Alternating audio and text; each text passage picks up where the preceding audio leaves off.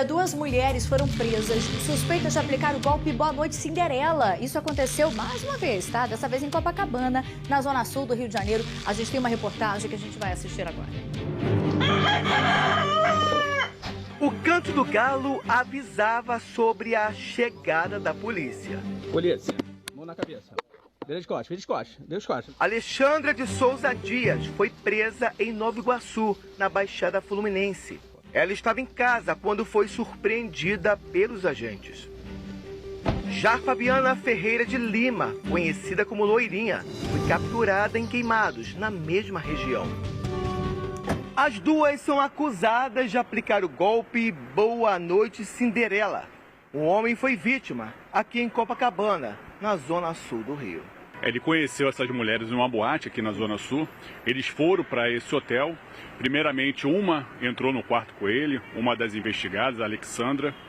E, posteriormente, a outra, Fabiana, conhecida como Lourinha, ficaram ali no quarto com ele. Ele foi dopado, segundo declarações dele mesmo. Ele só acordou horas depois do fato. E quando ele se deu conta que ele foi ver a movimentação bancária dele, milhares de reais haviam sido subtraídos da sua conta. A polícia também identificou outras contas bancárias usadas pelas golpistas. Foram feitas diversas transações bancárias, a partir do celular da vítima.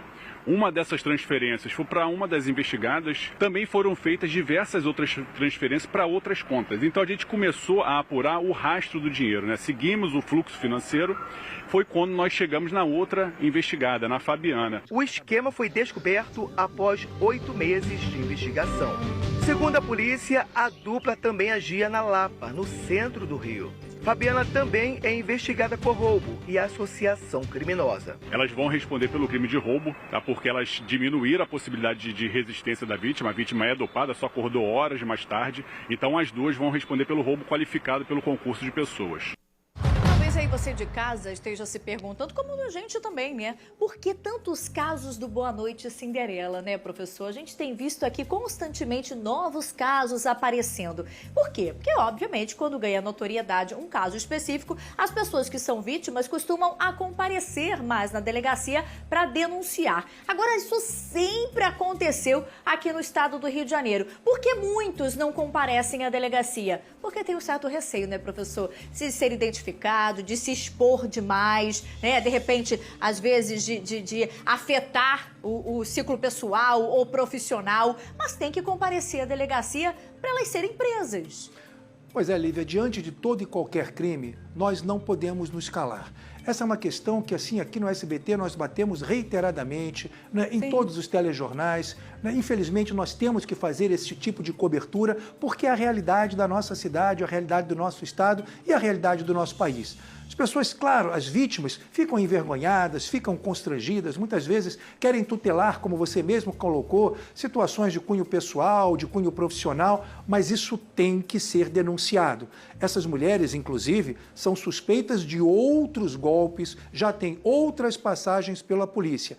E a gente espera que, pelo menos dessa vez, elas passem ali um tempinho atrás das grades para repensar a lógica da vida e adotar uma outra postura. Quem sabe, Lívia, trocando o trabalho pelos golpes. Olha aí, Tinha que ter muito trabalho, Tinha que trabalhar bastante. Nós mostramos recentemente aqui, o caso do argentino, uma dosagem errada do Boa Noite Cinderela. Tá aí na sua tela a foto do argentino, O suspeito foi preso, a gente lembra, ele foi preso em São Paulo e disse no depoimento na delegacia, lá em São Paulo, foi uma ação conjunta entre as polícias aqui do Rio de Janeiro e São Paulo, que ele já estava fazendo isso há cerca de 1 ano. Saía de São Paulo, vinha para o Rio de Janeiro e agia aqui em terra carioca. Esse argentino foi uma das vítimas dele, mas quantas outras vítimas não caíram nesse mesmo golpe por este homem que foi preso, gente? Ainda bem que ele foi preso, porque a gente não consegue imaginar o que poderia vir a acontecer posteriormente. Aí o momento da prisão dele.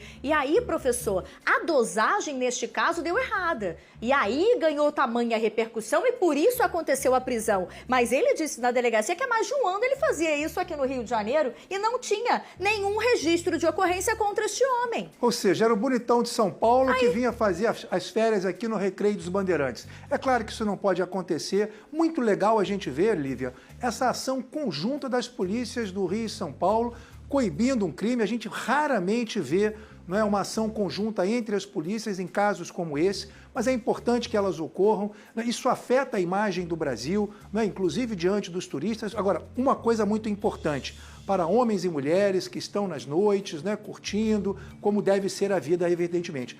Vamos também selecionar um pouco mais as nossas companhias, né, os nossos parceiros. É claro, estamos falando de um crime, a culpa é do criminoso, Sim. nunca da vítima, mas é sempre bom termos prudência e termos um olhar mais atento para as pessoas com as quais nós nos relacionamos, principalmente nas madrugadas do Rio de Janeiro. E a gente fica torcendo, né, por essa fiscalização mais intensa para esses casos não se repetirem, ou pelo menos os criminosos ficarem com medo, né? Porque o medo pelo menos faz frear um pouquinho, porque o que nós estamos vendo aqui são casos desenfreados, porque cada vez tem novos casos acontecendo.